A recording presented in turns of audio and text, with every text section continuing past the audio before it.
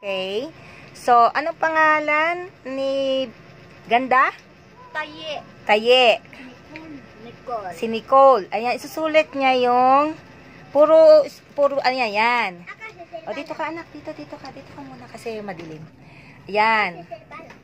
Yan. Sinusulat niya yung alphabet para ipabasa natin kay Malu. Puro big muna. Nicole. Siguro okay lang muna kahit big muna, no? Saka na muna yung small. Kahit naman siguro puro big.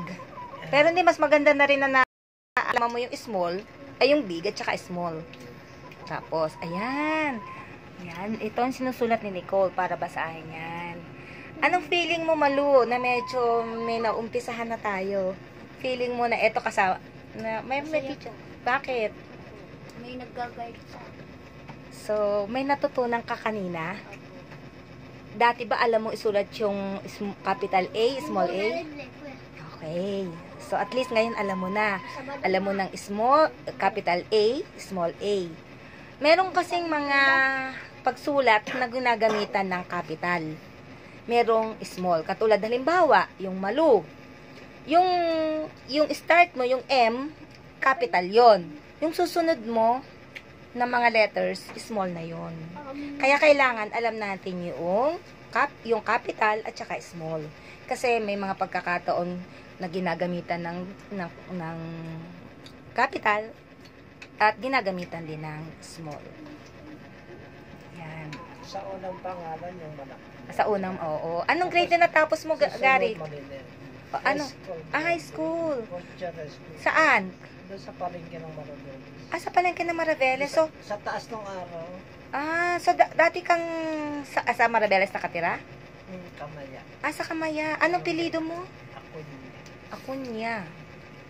Parang well-known na mga Akunya. Nag-aral ako ng refrigeration. Tapos ang gawin mo, Malu, gayahin mo rin yung ginawa niya. Sa isang page, gayahin mo yung puro big.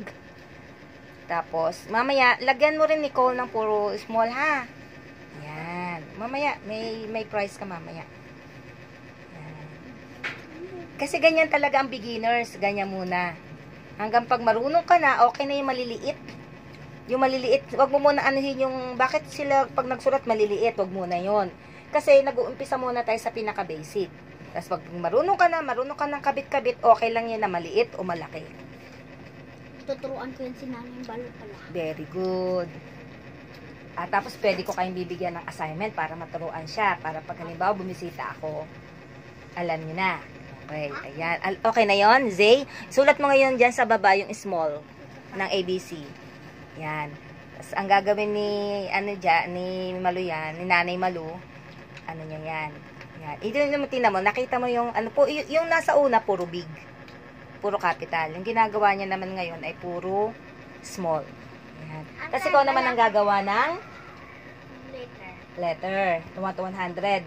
Kaya mo na magbilang, Malu, ng 1 to 100? Dito. Hindi. Sige.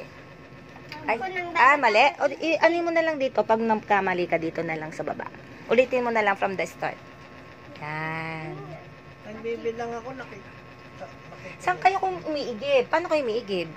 May, po kami, grapo. Gripo na yung parang nawasa. Mariwad pala. Magkano naman ang tubig nyo rito? Naabot? Ewan ko sa Nagsishare kayo? Tapos yung kuryente, nagsishare na rin. Okay. Yan. Wala, kinagatol lang. Hi. Ilang kakapatid? 3? 3. Bakit gusto mo, mag-aral? Bakit? Gusto ko po, para matuto ako. Okay. Kahit na may edad ka na, gusto mo pa rin. Huwag ka mag-alala. I'll find my way para maibigay sa'yo yung pangarap mo. Titignan ko kung ano magagawa ko. Bilang nag-retire na guro. Titignan natin. Baka ito yung kapalit ng inspirasyon na bigay mo sa akin. Ayan. Okay, Y. Z. O ngayon, sige. Ituro mo ngayon. Ituro mo ngayon kay Nanay Malu. Sige. May kanta yan eh. Sige. Ano tayo? Sabay-sabay tayo ha. Okay, ready? Go. A, B, C, D, E, F, G, H, I, J, K, L, M, N, O, P, Q, R, S, T, U, N, V, W, X, Y, and Z. Tama ba yung tono ko? O, sige nga. Ikaw nga. Ituro mo nga yung A. Tingnan natin. Ikaw, sige. Ikaw, ibigay mo kay Nanay Malu. Sige, ilapag mo doon. Yan, sige. O, ikaw ngayon. A, B, C, D, E, E, F, G, H, Y, I. J. Yung J mo, nasaan yung buntot mo ng J, anak?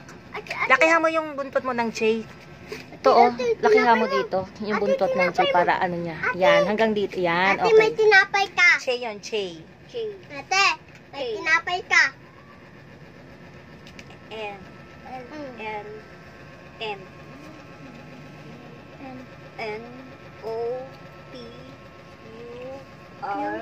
Q. R. H. S. T. T. O. U. U. B. V. V. B. V. Kasi yung isa B. Yung isa V. Y. W. X. Y. J. Ayan. Ganon din yun sa mga sa letter. O sige. Ikaw naman ngayon sa... Thank you. Thank you, Nico.